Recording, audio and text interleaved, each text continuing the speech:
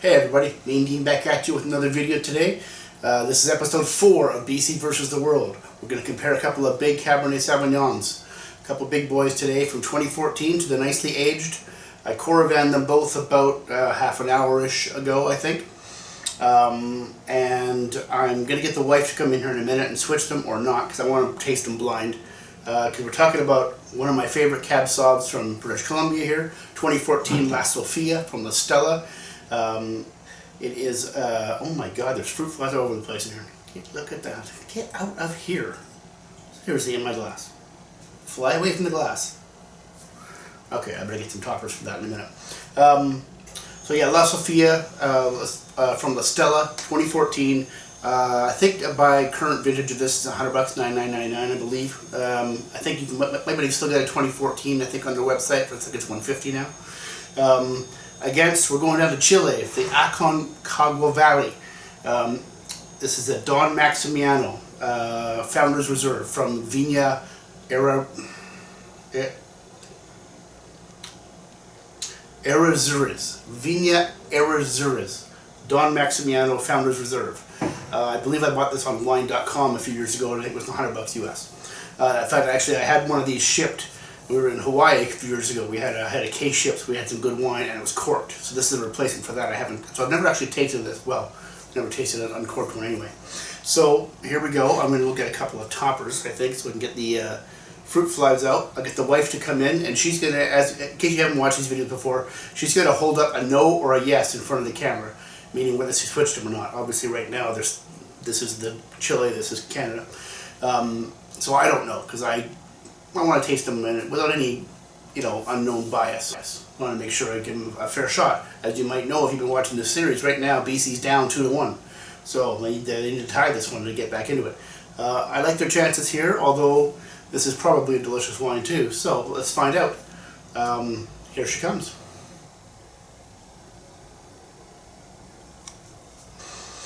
Okay, so did she switch them? Did she not switch them? I don't know. But at least she followed the instructions of putting the toppers on and tried to keep the damn fruit flies out. I'll tell you, there's no open windows here except for the one that holds the air conditioning in it, but I guess I leave the door open, the fruit flies are all over the place. Seriously, we had 2 days of rain and fruit flies came back. That was the only good thing about all the heat. And we're just about to start another heat rave too, so we'll see. Well, this is the first day of... It's not too crazy hot yet today, but it's going to be. Yeah, the next few days is going to be worse. Okay, wow. Oh, so one thing I should mention too. It's maybe not a totally apples to apples comparison, because I didn't even notice this until after I'd caravan them. I went and did some research. This one here, the Chilean, it's not really Cab Sauv. It says Cab Sauv on it, but it's only 68% Cab Sauv. I wrote down the rest here. 18% Carmenere, 9% Malbec, and 5% Petit Verdot. I forgot to check that before I did this. This is 100% Cab Sauv. Okay, so the one on the right, which might be Chile, might be Canada.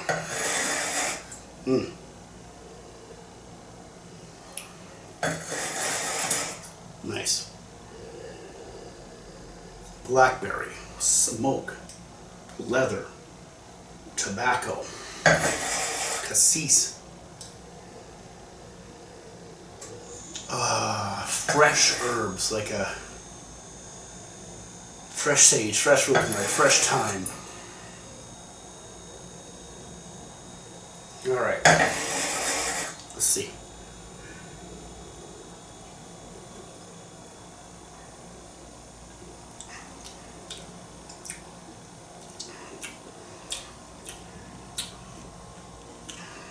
Herbs on the palate too, but they're dried herbs. They're a little less fresh. Black fruit.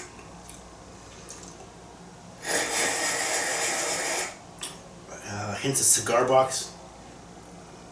Leather.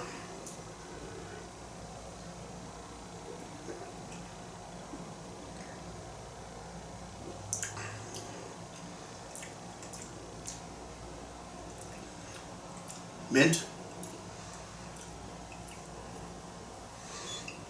And a lot of black fruit. Definitely blackberry. Cassis. Boysenberry. Medium finish. Okay. So, It's good wine.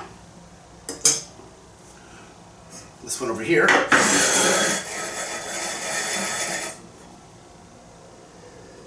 Oh, wow, I can't believe it's the same wines. Alright.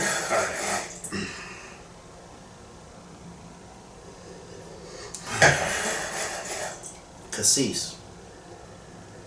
Plum. Graphite. Pyrazine. Green pepper. Jalapeno.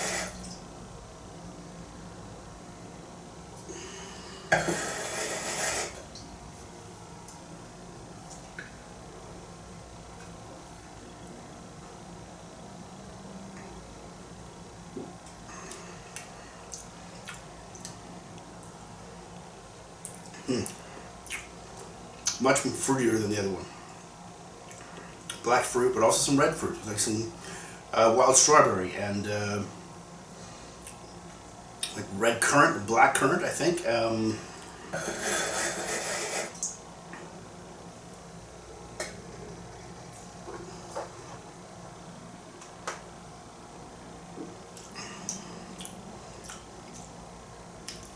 There's almost a little bit of sweetness to it.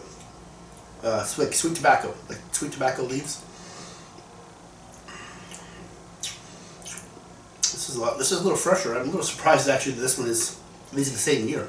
This one seems much younger. Okay, well, first of all, both good wines, and I think they're both going to be better as the day goes on. I mean, I didn't open the bottles. I just Corvette them, so I'm only in a drink got here, I think. And maybe we'll open one, we'll see. But, two things. First of all, I think I'm pretty sure which is which here. I'm sure she switched them. Let me see if I'm right. Yeah, there wasn't much doubt about that. That smells like it's got Cabernet in it. And yeah, and I'm going to give them one good more. I think I have a winner too. I'm going to give them each one more really good sip. That finishes longer.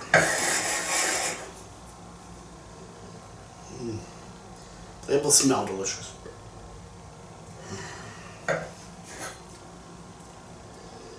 You can smell the Cabernet. You can smell the Malbec.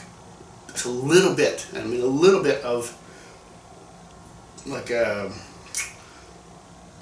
let's say wild strawberry jam, and I'm not sure that's really more like a boysenberry jam maybe. Yeah. There's not a lot of red fruit on the nose. That kind of comes through in the palate. And this is a very traditional Okanagan Cab Sauv. A good one. I mean, you know, sometimes Cab Sauv doesn't ripen enough in the Okanagan, but it will here. It's also very, La Stella is, of course, if you're not familiar with it, it is very Italian. They are made in Italian style. Severin Pinte, the winemaker here, is the winemaker of La Viña and La Stella. So she goes up the road to La Viña and makes all these amazing wines in a French style, hops in her car, goes down to La Stella, and makes all these amazing wines in an Italian style. And this is very Italian, very Bulgarian-ish, I would say. Very good. I mean, all the wines from La Stella are good. And this is their, they're kind of a Merlot house. Their flagship wine is Mostoso, a Merlot. But this is a single vineyard. It's very low yield, single vineyard Cab Sauv. It's always delicious every year. This is the first year I've tasted the 14.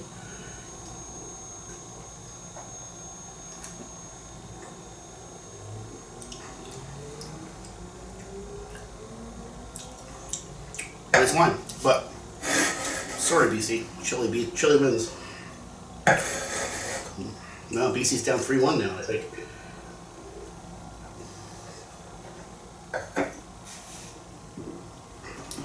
Yeah. So again, not a totally fair comparison. 100% Cab Sauv, blend, Cabernet Sauvignon, but a blend. But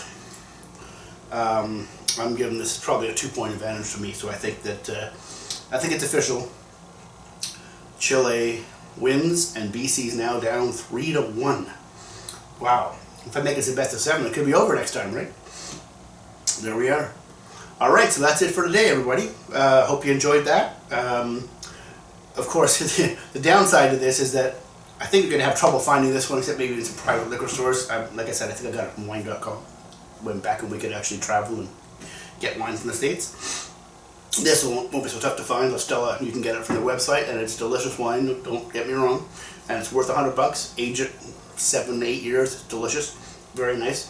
But if you can find this one, let's put it back so if you can find this one, I highly recommend checking it out. Man, we don't get enough Chilean wine up here. It's really good. Chile's, people always ask me, a good bargain wine, and I say, it's tough to tell you what a bargain wine is going to be, but go to Chile, because the Chile section is probably going to have something good at a reasonable price. I know this is probably $100 US. This wouldn't be a bargain bottle, but you can usually get some pretty darn good stuff from Chile for much less than that. Obviously, Chile makes some expensive, high-end, world-class wines too. We just don't get a whole lot of them up here. But this one, I would love to see this in a BC liquor store, because I would buy quite a few of those. So that's it for today, everybody. So enjoy the heat wave if you happen to live around here or anywhere in British Columbia. Drink great wine. We'll talk to you next time. Thanks.